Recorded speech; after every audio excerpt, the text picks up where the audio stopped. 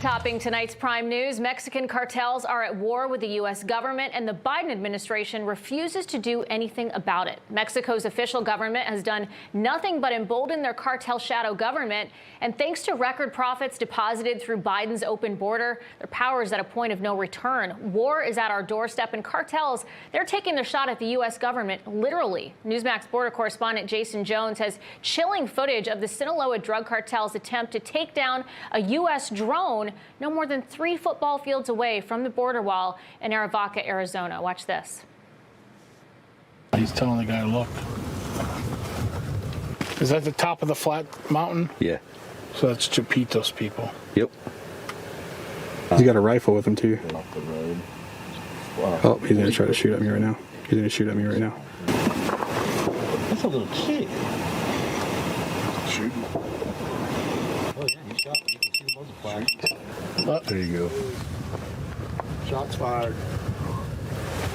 He's getting ready to fire. Shots fired. Did he fire? Yeah, he was shooting. He's still shooting. They're talking to somebody. Someone else is... Oh, there we go. That guy's shooting at me. There we go. There we go.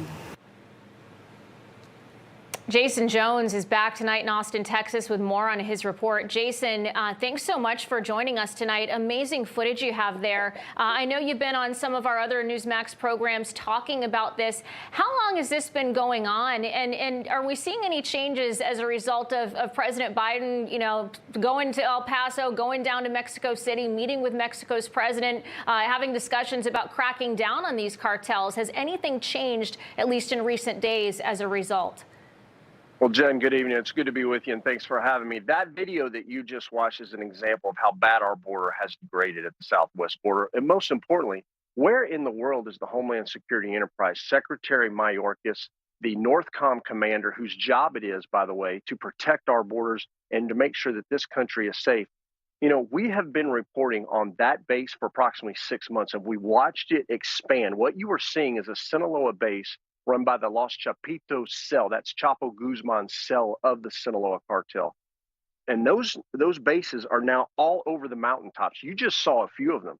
Jen, there's approximately 50 to 150 Sicarios up there, armed with everything from automatic machine guns. We've seen grenade launchers on the bottom of their weapon systems, which fire 40-millimeter grenades. I mean, this is an example of what's taking place. But why are they there? They're there because the smuggling routes into the United States are what they are fighting for, and that is ground zero for deadly fentanyl and methamphetamine coming into the country.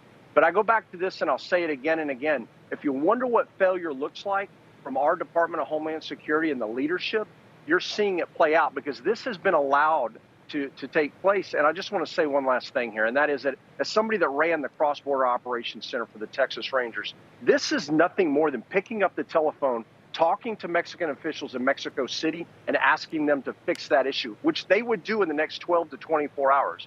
So it goes to show you just how broken things have become in Washington. Jason, what are you hearing down there from law enforcement that are dealing with this? I mean, this is shocking footage for those of us at home to be watching, but for them, is this just another day at the border? I mean, it seems like these cartels are growing even more emboldened by the day. Well, Border Patrol is not actively patrolling that area. Those officers have been told to not stay in that area. This is an area where Special Agent Brian Terry of Border Patrol was killed about 3 to 4 years ago. He was a special operator within U.S. Customs and Border Protection. This area is well known for smuggling and having different Sicarios on our side, heavily armed. And so there's a lot of trafficking of drugs through this area. It's very well known. It's the closest small community there is Arivaca, Arizona. And that base lies just 300 meters from the border wall. And if you look at some of the images there, you can actually see where the drone pans back, and you can see the border wall, just how close they are. Wow, Jason, just incredible footage there. And again, shocking that we're still dealing with this. You know, President Biden made that trip down there, met with Mexico's president. But I hear his motto is hugs, not bullets. So sometimes, you know, it seems like there perhaps is no intent, at least from Mexico's perspective, to really fight these cartels. But, you know, we, of course, credit our Border Patrol and law enforcement down there and folks like you that are bringing us this story. Jason Jones, thank you so much for this incredible footage and for taking time to be with us tonight. We appreciate it. You bet. Good to be with you, Jeff. Hey guys, it's Rob Carson.